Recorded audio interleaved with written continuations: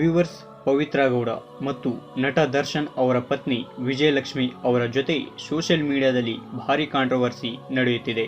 ಮತ್ತೆ ಪವಿತ್ರ ಗೌಡ ಹಾಗೂ ನಟ ದರ್ಶನ್ ಅವರ ಜೊತೆಗಿನ ಫೋಟೋಗಳನ್ನು ಸೋಷಿಯಲ್ ಮೀಡಿಯಾದಲ್ಲಿ ಹಂಚಿಕೊಂಡು ಭಾರಿ ಪ್ರಮಾಣದ ಟೀಕೆಗೆ ಗುರಿಯಾಗಿದ್ದಾರೆ.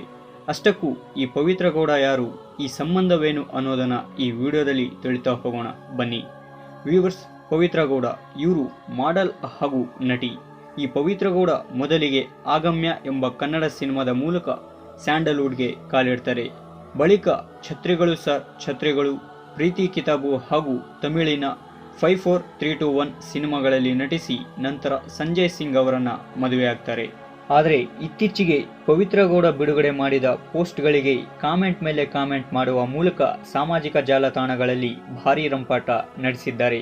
ಪವಿತ್ರ ಗೌಡ ಹಾಗೂ ವಿಜಯಲಕ್ಷ್ಮಿ ಅವರಿಬ್ಬರ ನಡುವೆ ಕಿತ್ತಾಟ ಅದೆಷ್ಟು ಜೋರಾಗಿದೆ ಅಂದರೆ ರೋಡ್ಗಳಲ್ಲಿ ಜನರು ಈ ಬಗ್ಗೆ ಮಾತನಾಡ್ತಿದ್ದಾರೆ. ಬಹಳಷ್ಟು ಜನರು ಈ ಸಂಗತಿ ಬಗ್ಗೆ ಇನ್ನಷ್ಟು ತಿಳಿಯುವ ಕುತೂಹಲದಿಂದ ಸೋಷಿಯಲ್ ಮೀಡಿಯಾವನ್ನೇ ಮನೆ ಮಾಡಿಕೊಂಡಿದ್ದಾರೆ. ಪವಿತ್ರ ಗೌಡ ಹೇಳಿರುವಂತೆ ಇದು 10 ವರ್ಷದ ರಿಲೇಶನ್ಶಿಪ್ ಎಂದು ತಮ್ಮ ಇನ್ಸ್ಟಾ ಪೇಜ್ನಲ್ಲಿ ಹಂಚಿಕೊಂಡಿದ್ದರು. ಇದನ್ನು ನೋಡಿದ ದರ್ಶನ್ ಅವರ ಪತ್ನಿ ವಿಜಯಲಕ್ಷ್ಮಿ ಅವರು ಪವಿತ್ರ ಗೌಡ ಅವರ ಗಂಡ ಸಂಜಯ್ ಹಾಗೂ ಮಗುವಿನ ಜೊತೆ ಇದ್ದ ಫೋಟೋವನ್ನು ಹಂಚಿಕೊಂಡು ಬೇರೆಯವರ ಗಂಡನ ಜೊತೆಗಿನ ಫೋಟೋ ಹಂಚಿಕೊಳ್ಳಲು ನಾಚಿಕೆಯಾಗಲ್ವಾ ಎಂದು ಪ್ರಶ್ನೆ ಮಾಡಿದ್ದರು.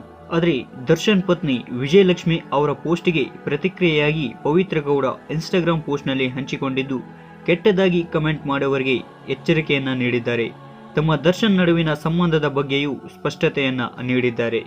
ನಾನು ಪವಿತ್ರ ಗೌಡ, ನನ್ನ ಮಗಳು ಖುಷಿಗೌಡ. ನಾನು ಸಂಜಯ್ ಎಂಬ ವ್ಯಕ್ತಿಯನ್ನ ಮದುವೆಯಾಗಿದ್ದು ನಂತರ ಖುಷಿಗೌಡ ಹುಟ್ಟಿರುತ್ತಾಳೆ. ತಮ್ಮ ಜೀವನದಲ್ಲಿ ಉಂಟಾದ ಸಮಸ್ಯೆಗಳಿಂದ ನಾನು ಸಂಜಯ್ ಅವರಿಂದ ವಿಚ್ಛೇದನ ಪಡೆದಿದ್ದೇನೆ. ಇಲ್ಲಿಯವರೆಗೂ ಖುಷಿಗೌಡ ದರ್ಶನ್ ಶ್ರೀನಿವಾಸ್ ಅವರ ಮಗಳೆಂದು ನಾನು ಎಲ್ಲಿಯೂ ಹೇಳಲಿಲ್ಲ ಎಂದು ಸ್ವಂತ ಪವಿತ್ರ ಗೌಡ ಇನ್ಸ್ಟಾಗ್ರಾಮ್ ಪೇಜ್ನಲ್ಲಿ ಒಂದು ಸ್ಟೇಟ್ಮೆಂಟ್ ಅನ್ನು ಕೊಟ್ಟಿದ್ದಾರೆ.